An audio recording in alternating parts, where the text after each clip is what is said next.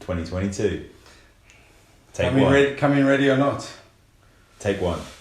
Happy New Year. Welcome back to the Unplugged Health Series podcast. Thing. Got that first time. Must be all systems go for the new year.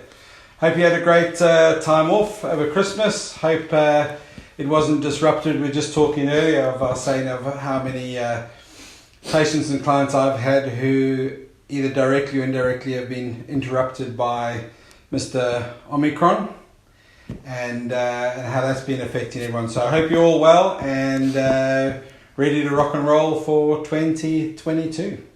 I thought you were about to say 2021 then. It's I'm very easy to say 2020. It's when you even go back to school and you were writing the date, and for the first month you'd be writing the year before, not 2021 when I was at school. But and then the month would change, and then you'd be stuck in February writing January. Or your first page of writing was perfect, holidays. And then the next page it starts going and that, which probably leads us perfectly into the New Year's resolutions, which we were talking about. Of we're all pumped and raring to go, and everything's about this is my year and going best year ever. full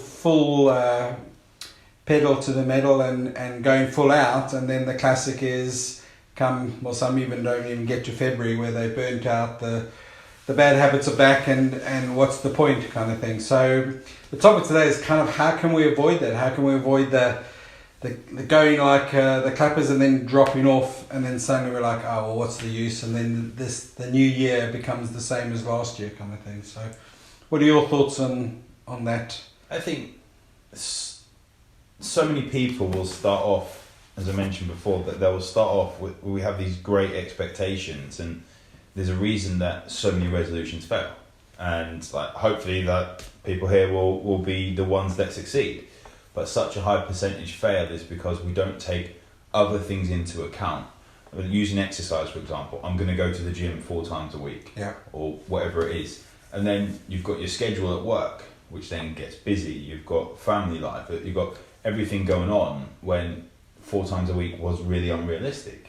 And when it comes to building habits, good positive habits, I really do believe that we need to look at success. How much can we be successful? How much can we guarantee success? And it could be that going to the gym once a week or twice a week, or twice a week probably I would say the minimum for a lot of people, and then get successful at that, then add a third one on. Don't sprint, walk. Aren't we really looking at the psychology of change? Yeah. Because people then will quite easily write down or follow a schedule of this is what my ideal lifestyle looks like. I go to the gym 3 or 4 times a week, I'm eating this, I'm doing smoothies, and so they can see this perfect picture of a lifestyle, which is far removed from what they're normally doing, and so that's what I now must do. And it's overwhelming, as opposed to, I think, some of the bad habits that we all generate, we usually generate through time for various different reasons. So to kind of unravel and change all those habits, it's literally overnight. Literally a task, too huge. We've seen it a lot of. So I kind of like we were talking earlier, that element of what's the one thing or 2 things that you can add in, or can you just change, which are relatively easily you can enthuse, and you just start moving, and also looking at perhaps changes through the year. So when people say this is my year, it doesn't mean you've got it all done and dusted by February and off you go. It's a year of change, and change takes time, and it takes success and failure, and you're working through it. So it's being realistic with your expectations, and actually signing up for changing things rather than changing the whole package. Yeah, when we look into that plan, when I start working with people, say it's a weight loss goal, we look at the behaviours and things around that, but let's just start looking at how much you're eating. Then we'll look at how much protein you're getting in. Then we'll look at carbohydrates and fats. And you're talking about the interesting situation of someone actually not eating enough. Yeah, and I think that's because a lot of people tend to think, especially after Christmas and the excess, everyone's like, oh, got to eat less, and they sometimes can even go the other way, is that they starve themselves. But there's also the concept for some people actually having to eat more or get away from counting calories and actually go, you mean I can eat all this guilt-free? This is I a think lot of when food. we look at unprocessed food, it's hard to have, if you had 2,000 calories of really unprocessed food, loads of vegetables and things, a lot of people struggle to have that. And so I had a client that said, oh, you want me to get to 1,600 calories? And it was about 7 o'clock, she WhatsApped me, and she was at 1,000 calories. I said, well, maybe not tonight, but work on getting up to those calories and build up to that, because what happens is it's not a case of like our metabolism slows down as such, like when people say about starvation mode. Like we know that it's more that non-exercise activity thermogenesis, NEAT, which is basically movement we're doing which isn't exercise that we directly look at, or fidgeting and things like that will go down, and our body becomes very clever. It's there to survive, right? So it's not getting energy and it looks to reduce the way it expends energy. But it's more about the more of a deficit, if your weight loss is your goal, the more deficit we're in, the more stress, calorie deficit, the more stress that causes on the body. We're already stressed elsewhere. Yeah. If we think about Christmas is a stressful period for a lot of people, not just mentally, but on our bodies, excess food, excess alcohol, we've still got the chocolate and stuff that potentially is left over, or the beers that are still in the fridge that we feel we want to consume and things like that. Or we want to consume to get them out of the way. And then, rather than like you've got a box there, like if anyone's coming in and you've got excess food, there's a box here. I don't know if food banks take beer, but bring your excess here. Roger's not eating it, he'd go to a food bank. But the interesting thing is also, as I say, with change, is that a change is slow and it does happen in phases, and that, so it's sometimes it is a case of going through that cycle through the week and going, actually it was difficult or it was easy, and exploring that, because there's the concept also, particularly a lot will be getting fitter or changing diet, that it's hard, that it's hard work, but it doesn't have to be that hard. But it is hard if you're trying to change everything, all, lots of things all in a short space of time. That's when it becomes you feel that you're losing out on something, or this is hard work, or I've just got to work harder, I'm failing, so I must just push myself more. And there's a lot of that mentality where the classes are at the gym and people do back-to-back classes, and we look at we count the calories that we're burning on different watches or whatever, and we want to get that number higher and higher, rather than actually just seeing how did I sleep last night? Was my sleep okay? I feel okay? Alright, well I'll do one class. Yeah. And then actually if I do two classes, they don't lock in that actually two classes I then have broken sleep. So for someone actually they could end up losing weight by actually relaxing more. Definitely. Which is quite a strange concept, because it's hard to get your head around that. I have to work harder, I have to do more to burn more. Is it harder or smarter? Rather than how am I functioning? And that's the beauty of functional health here, is that you're looking at how am I functioning versus a number or a set number. It's not a case of just I've got to push harder, or I've got to be meaner, or I've got to skip this, or I can't have that. It's quite an interesting concept of looking at it as, I think, from a period of change. At the end of the day, you're trying to change your lifestyle, and therefore by changing lifestyle, the added benefit is you didn't get those bad habits and that lifestyle overnight. No, we expect to change it. And also that expectation is that there's this theoretical ideal. So I'm bad, I'm not doing everything right, so I'm now got to become squeaky clean. And when you spend more time around people who are deemed successful and are thriving that, when you spend time and you talk to them, you realise, hey, actually they're human. They've also got, weird habits and clicks and the failures and all sorts. So it is also about it being a bit human, and change is difficult, but understanding what we want to change and why. Like adding on to that with habits. I'm reading a book, Atomic Habits. In fact, I'm reading it. I've read it. I'm on my fourth time through. I haven't read the actual book. It's on Audible. So I'm listening to it for the fourth time. I've got the book, and it's in the background of my actual calls that someone pointed out today. But first thing before I get to the Atomic Habits bit is that someone said to me about doing dry January. One of my clients said, last year I'd done it and it actually lasted 72 days. Great. But I can't do it this year because our friends are coming on the 22nd of January. And I said, why can't you do it? Well, because I can't have that weekend off. I said, we'll drink that weekend. But just don't count that just do the rest of it. Yeah, but and then it's I've like failed. all or nothing. And Then it's I've not about failed. failure. It's like, But you then it's know, not dry January. And it's you like, set yourself up for that. But like the habits bit was, like we talk about, we've got these bad habits, which potentially have. There's bad and there's good habits. Habits that add to your life, habits that take away. yeah. But it's making these bad habits more unattractive. Like you can only if you want to smoke, you have to do it outside when it's going to be cold and rainy, that sort of thing.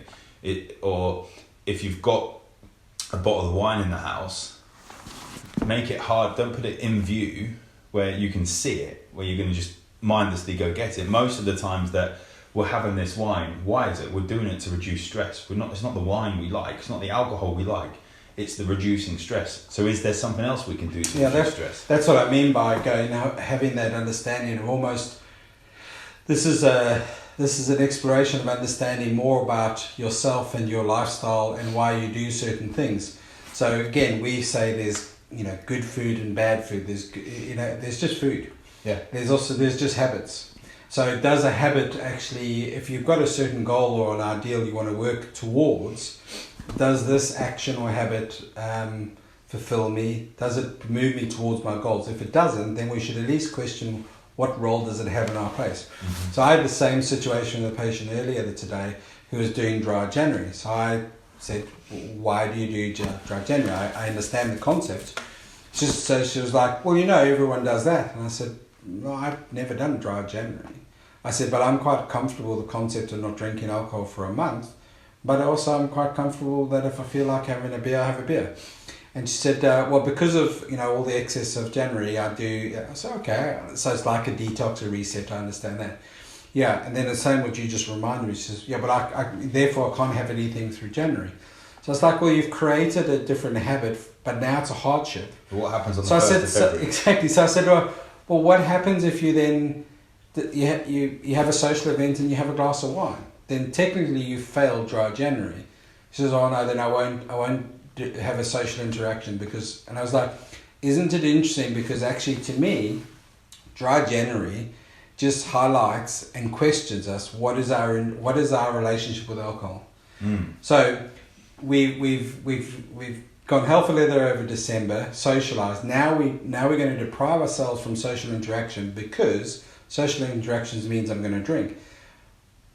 But can you not socially interact without having alcohol? Or if you haven't drunk much alcohol the whole month, one evening and she was just talking a glass of wine or so with a meal, how much of that is that really an issue? Yeah. In the whole scheme of what you're trying to do.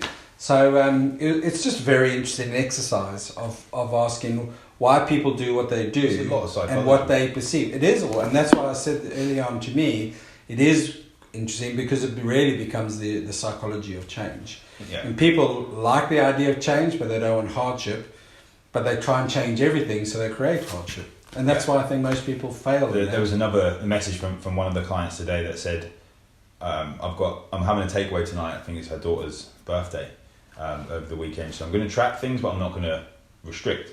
Great, that's what I would suggest. It's not a birthday every weekend, it's not Christmas every week, it's not New Year every week. But she said, what would you do with the takeaway apart from say not have it? I said, enjoy it. That's what I would suggest. The most enjoy it and don't stress, because focus on the rest of the week. Get pretty decent for the rest of the week, and your habits will start working. You look back at the whole week, and because you also got to look down the line. We are social. We will go into situations where you're caught out or something.